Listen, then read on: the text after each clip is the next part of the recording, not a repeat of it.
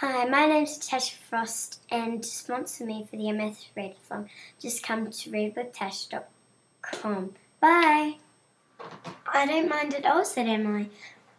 Here, I'll show you. Emily brought her hand up and was about to take off the bubble to show the girl her eye finger. My goodness, the girl said. There is an eye in there. You have an eye on the end of your finger. What is that doing there? I don't know why it's there, Emily said. It just is. I was born with it. Does it see? Yes, I can see with it, Emily said, taking off the bubble and pointing her eye finger towards the girl's face. The girl put her hand over her mouth and giggled. What is so strange? That is so strange, she said. Oh, I'm sorry to say that, but it's true. It is very strange. I think I'm the only person in the whole world who has one. Well, I think it is the girl. I think it is the girl started. I think it is good to have one. What is your name? Emily Eyefinger. Your name is just like you.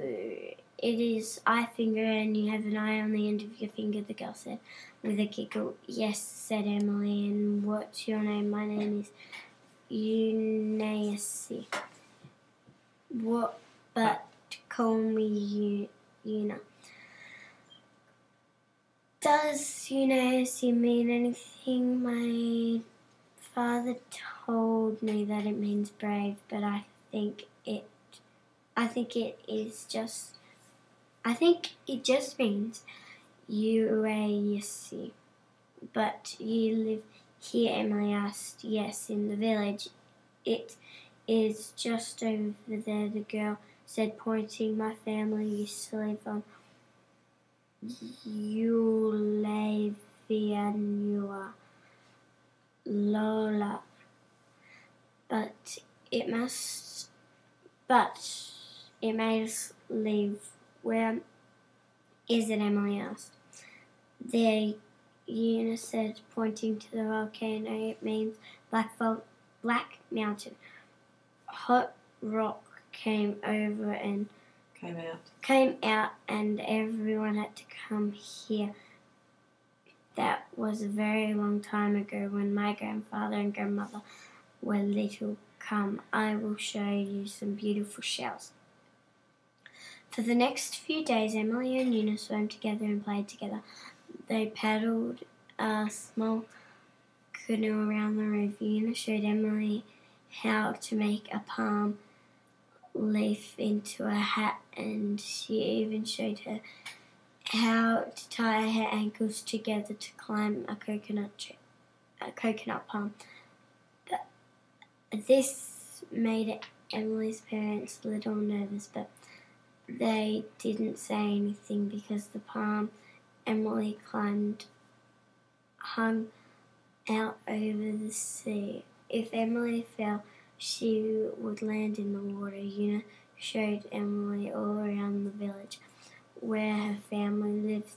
She introduced Emily to her parents and her grandparents and to lots of cousins. The two girls had a lovely time together. Every now and then the black volcano would make a rumble sound and then send up a burst of smoke. Then one morning, very early, when Emily was still asleep, someone tapped her on the shoulder. Emily, wake up, a little voice whispered. Emily opened her eyes. It was Una. Una, Emily whispered back. What's wrong? Nothing is wrong. It is a very special day. It is Ancestor Day. Today we think about our ancestors. We go to the island where we lived before. Do you want to come? How would you get there in canoes? We we'll be back by evening, asked her parents. If you can come with us, I want you to come.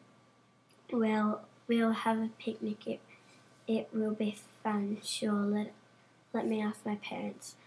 That morning, Emily set off with Una and many others from her village in 15 long canoes. The water was calm and everyone, included Emily and Una, took their turns paddling. Soon they stepped ashore. Then there was a little rumble and Emily looked up at the top of the volcano high above them. Look, she said, look at all the smoke coming out. Suddenly Una's grandfather yelled to her in her language, Una, come over to Emily. Emily, please. She said, do not turn towards the volcano. Why not? Emily said. It is bad luck, Una said, but I saw some lava coming out of the top. It is okay, Emily. That happens all the time. My grandfather says that no one may turn their face towards the volcano, but what if a lot of lava comes out? Then we'll have to get away quickly, just the way your people did many years ago. I know it sounds silly to you, but it is something my people have not done for a very long time, and my grandfather is an old man. Everyone has to do what he says. I'm sorry, Emily said. Do not be sorry, Emily. You did not know, Una said, putting her hand over Emily's shoulder. Come, let me show you where our village was. Una and Emily followed a path through the trees. Then they came to a field. Here, Una said, this is where all the houses were. It is such a pretty place. Once more there was a roar and the ground shook. It's very nice, Emily said, but I think it's better when you are where you are now, away from the volcano. That is true, Emily. To be continued.